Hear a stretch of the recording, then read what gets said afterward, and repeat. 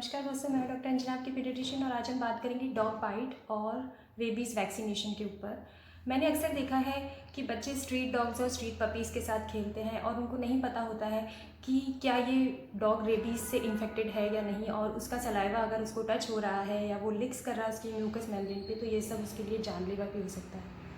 आज हम इन सभी बातों पर डिस्कस करेंगे। हम ये जानेंगे कि रेबीज़ एक्चुअली होता क्या है और ये किन जानवरों के काटने से होता है, किन जानवरों के काटने से नहीं होता है, और अगर बच्चे को या किसी भी बड़े को भी अगर कोई डॉग बाइट हो गया या किसी वार्म ब्लडेड जानवर ने उसको काट लिया है तो उसकी केयर हमें कैसे करनी है और उसको वैक्सीनेशन कैसे करना है। वीडियो के एंड में हम डिस्कस करेंगे कुछ महत्वपूर्ण प्रश्न और उनके जवाब, frequently asked questions about rabies and dog bite. तो वीडियो को एंड तक देखिए और आइए शुरू करते हैं ये वीडियो। तो सबसे पहले हम शुरू करते हैं कि रेबीज़ एक्चुअली होता क्या है। रेबीज़ एक तरीके की 100% फेटल एनकेफेलोमाइलाइटिस है। अगर एक बार रेबीज़ हो गया तो उसका कोई इलाज नहीं है और ये इन्फेक्टेड एनिमल के सलाइवा के थ्रू फैलता है। वो सलाइवा जो उसके काटने से हमको लग सकता है या हमारे कटे हुए हिस्से पर उसका सलाइवा अगर गिर गया तो भी हमको रेबीज़ हो सकता है। एक बार रेबीज़ होने के बाद उसका कोई इलाज नहीं है, इसीलिए रेबीज़ के प्रिवेंशन के ऊपर बहुत काम किया गया है। जैसे ही किसी रेबिड डॉग ने या रेबिड कैट ने आपको काटा है, आपको फटाफट ट्रीटमेंट स्टार्ट करना चाहिए एज सुन एज पॉसिबल। तो आइए अब ये बात करते हैं कि कौन से ऐसे जानवर हैं जिनके काटने से रेबीज़ हो सकता है। जितने भी वार्म ब्लडेड मैमल्स हैं या वार्म ब्लडेड एनिमल्स हैं, जैसे dog, cat, foxes, jackals, monkeys, bats, इन सब के काटने से हो सकता है। कौन से ऐसे एनिमल्स हैं जिनके काटने से नहीं होता है? रोडेंट्स जैसे कि चूहे, रैट्स, रैबिट्स या फिर बर्ड्स, फिशेस, इनके काटने से रेबीज़ नहीं होता है। रैट बाइट के काटने से हमको क्या क्या सावधानियां रखनी है, इसके बारे में मैं लास्ट में डिस्कस करूंगी। और अब हम सबसे पहले शुरू करते हैं कि अगर कोई डॉग बाइट होता है या अगर कोई एनिमल बाइट होता है तो सबसे पहले उसका जो वुंड है, उसका जो घाव है, उसको कैसे मैनेज करना है। तो आइए सबसे पहले बात करते हैं वुंड मैनेजमेंट के ऊपर। अगर किसी कुत्ते ने या किसी बिल्ली ने या किसी भी वार्म ब्लडेड एनिमल ने आपको काटा है तो सबसे पहले जहाँ पर काटा है उसको नल के धार के नीचे, नल के पानी के नीचे रखिए। उस वुंड को रनिंग वाटर के नीचे धोइए, सोप से धोइए, साबुन के पानी से धोइए या कोई सा भी सिंपल माइल्ड सा सोप जो नहाने का साबुन है आप उसको अप्लाई कर सकते हैं। वायरस जो है वो सोप से मर जाता है मैक्सिमम, और जो रनिंग वाटर है उससे वो धुल जाता है। तो मैक्सिमम टाइम्स जब हम धोते हैं तो वो बहुत सबसे अच्छा वुंड टॉयलेट होता है रनिंग वाटर के नीचे हम जब उसको धोते हैं।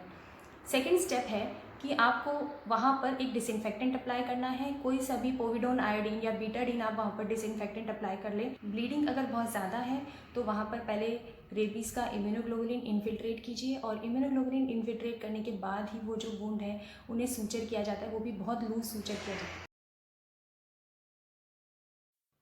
वुंड मैनेजमेंट के बाद हम बात करते हैं टाइप ऑफ कॉन्टैक्ट के बारे में। टाइप ऑफ कॉन्टैक्ट को 3 कैटेगरीज में बांटा गया है, कैटेगरी 1, कैटेगरी 2 और कैटेगरी 3, और तीनों का मैनेजमेंट जो है वो डिफरेंट है। कैटेगरी 1 में वो बाइट आते हैं जिसमें आपकी जो इंटैक्ट स्किन है उसके ऊपर सलाइवा से कॉन्टैक्ट हुआ है और उसमें आपको कोई सा भी वैक्सीन या इम्यूनोग्लोबुलिन लगाने की ज़रूरत नहीं है, लेकिन मेक श्योर कि आपकी जो स्किन है, जो स्किन जिससे कॉन्टैक्ट हुआ है सलाइवा ऑफ रैबिट डॉग का, वो इंटैक्ट रहे।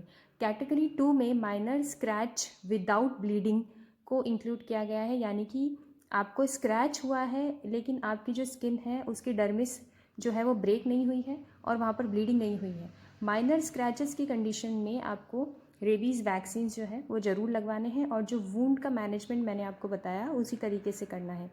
कैटेगरी 3 में आपकी स्किन जो है वो ब्रोक हो गई, ब्लीडिंग हो गई, और या फिर ओरल म्यूकस मेम्ब्रेन जो है जहाँ पर हमारा सलाइवा होता है वहीं पर डॉग के सलाइवा से भी कांटेक्ट हो गया, तो ये तीनों जो हैं वो ब्लीडिंग, ब्रोकन स्किन और सलाइवा से कांटेक्ट म्यूकस मेम्ब्रेन का, ये तीनों जो है वो कैटेगरी 3 एक्सपोजर में आते हैं, और इसमें हमको इम्यूनोग्लोबुलिन भी लगवाना है और रेबीज़ वैक्सीन भी लगवाने हैं।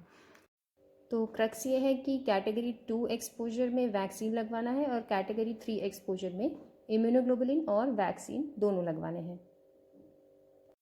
और ये जो है ये 5 वैक्सीन लगते हैं, इंट्रामस्क्यूलर लगते हैं। ये पहले दिन से लगा के 0, 3, 7, 14 और 28 डेज़ पर लगते हैं।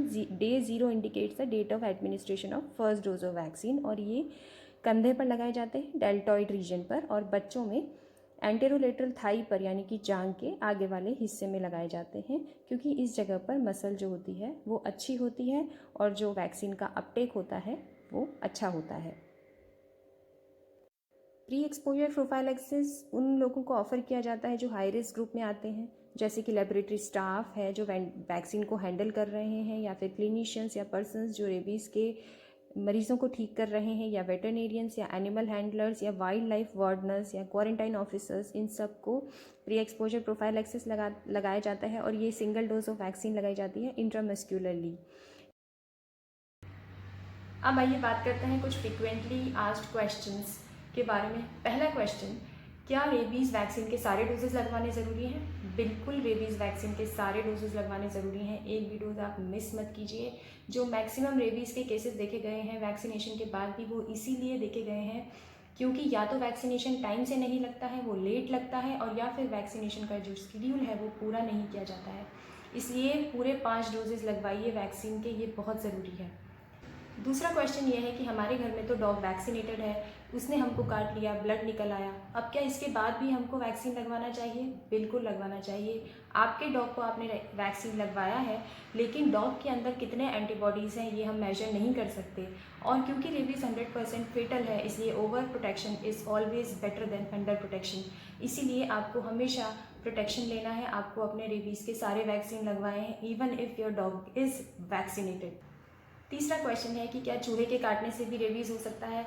जो हाउस रैट्स होते हैं, यानी कि जो घर के चूहे होते हैं, उनसे रेबीज़ फैलने की अभी तक कोई केस नहीं आया है, लेकिन वाइल्ड जो रैट्स होते हैं, जो जंगल के चूहे हैं, अगर आप ट्रैकिंग पर गए हैं और वहाँ पर आपको किसी जंगल के चूहे ने खाया है, तो आपको अपने इन्फेक्शियस डिजीज़ स्पेशलिस्ट से ज़रूर कॉन्टैक्ट करना चाहिए, और अगर वो आपको कहे कि आपको रेबीज़ लगवाना है तो आपको रेबीज़ के वैक्सीन ज़रूर लगवाने चाहिए। चौथा क्वेश्चन ये है कि क्या रेबीज़ के वैक्सीन लगवाने के बाद भी फेलियर रेट्स हैं? क्या रेबीज़ के वैक्सीन लगवाने के बाद भी रेबीज़ हो जाता है? जितने भी केसेस रेबीज़ वैक्सीनेशन के बाद देखे गए हैं रेबीज़ के, वो इसलिए देखे गए हैं या तो रेबीज़ के वैक्सीन टाइम से नहीं लगवाए गए, या वो लेट लगवाए गए, या वो प्रॉपर साइट पे नहीं लगवाए गए, और या फिर ऐसा कोई फेलियर या कोई इम्यूनो कॉम्प्रोमाइज्ड पेशेंट है, या किसी को रेबीज़ इम्यूनोग्लोबुलिन नहीं दिया गया जब उसको कैटेगरी 3 एक्सपोजर हुआ। तो ये कुछ केसेस जो फेलियर के आए हैं वैक्सीनेशन के बाद में, वो इसलिए आए हैं क्योंकि उसको इम्यूनोग्लोबुलिन नहीं दिया गया कैटेगरी 3 एक्सपोजर में। इसलिए अगर कैटेगरी 3 एक्सपोजर है, ब्लीडिंग हुई है, आपकी स्किन जो है वो उसकी डर्मिस एक्सपोज हुई है, तो आपको ज़रूर से ज़रूर इम्यूनोग्लोबुलिन लगवाना चाहिए। वैक्सीनेशन तो पूरा करवाना ही है। नेक्स्ट क्वेश्चन है कि क्या रेबीज़ इन्फेक्टेड एनिमल के मीट को खाने से भी रेबीज़ हो सकता है? बिल्कुल हो सकता है। इसीलिए ये कहा जाता है कि मीट को हमेशा अच्छे से कुक करना चाहिए, और एकदम प्रॉपरली कुक्ड मीट को ही खाना चाहिए, रॉ मीट को कभी भी नहीं खाना चाहिए। नेक्स्ट क्वेश्चन है कि क्या रेबीज़ वैक्सीन के कोई कॉन्ट्राइंडिकेशंस हैं, जैसे प्रेगनेंसी है, ब्रेस्ट फीडिंग है?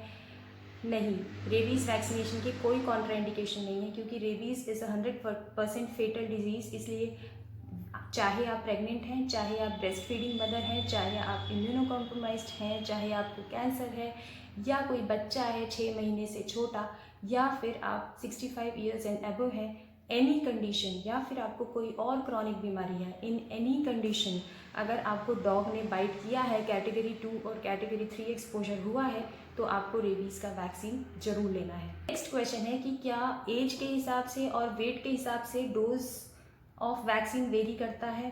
बिल्कुल नहीं। वैक्सीन का जो डोज है वो हर एज पर सेम है, और वैक्सीन के जितने भी डोजेस हैं वो भी हर एज पर सेम है। अगर एक 6 महीने के बच्चे को भी काटा है तो भी उसको 5 इंजेक्शन लगेंगे, फुल डोज में लगेंगे, और अगर एक 60 प्लस किसी इंसान को काटा है या किसी एडल्ट को भी काटा है तो उसको भी सेम डोज ऑफ वैक्सीन लगेंगे। वैक्सीन के डोज में कोई वेरिएशन नहीं है। क्वेश्चन ये है कि मुझे कुत्ते ने 1 महीने पहले काटा, मैंने सारे वैक्सीन लगवाए, अब मुझे दोबारा कुत्ते ने काटा है, तो क्या मुझे वापस सारे वैक्सीन लगवाने पड़ेंगे?